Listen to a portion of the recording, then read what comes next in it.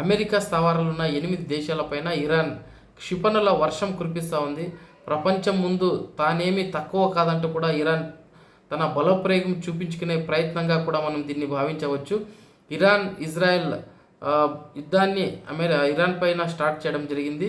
So అందుకు ప్రతిదాడిగా Iran తన ప్రాబల్యాన్ని చూపించుకునే దిశగా ఈ అమెరికా ఎయిర్బేస్ స్థావరాలున్న 8 కంట్రీలపైన క్షిపణుల వర్షం కురిపించింది. ఆ దేశాలు ఏమంటే Dubai, UAE, Qatar, Bahrain, Jordan, Saudi ఇలాంటి దేశాలపైన బాంబుల వర్షం కురిపిస్తుంది ఈరోజు మార్నింగ్ నుంచి.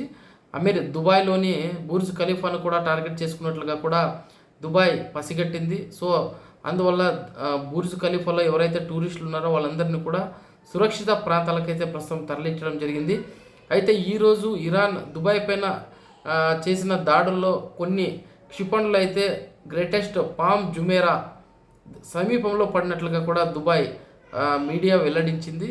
అయితే దుబాయ్ ఎంతో టూరిస్ట్ ప్లేస్కు ఎంతో ప్రసిద్ధిగాంచిన దుబాయ్ అనేది ఇటువంటి దాడులను మొదటిసారిగా ఎదుర్కొంటా ఉంది. అయితే చాలా క్షిపణులను United Arab Emirates defence system అయితే అడ్డుకోగలుగుతూ ఉంది. అయితే కొన్ని వాటిని దాటుకొని వచ్చి కూడా దాడులు చేస్తూ ఉన్నాయి ఇరాన్ క్షిపణులు. ఈ దాడి ఇరాన్ నిజంగా ప్రపంచం ముందు ఒక కొత్త శక్తిగా అవతరించడానికి చేస్తున్న ప్రయత్నంగా కూడా మనం భావించవచ్చు.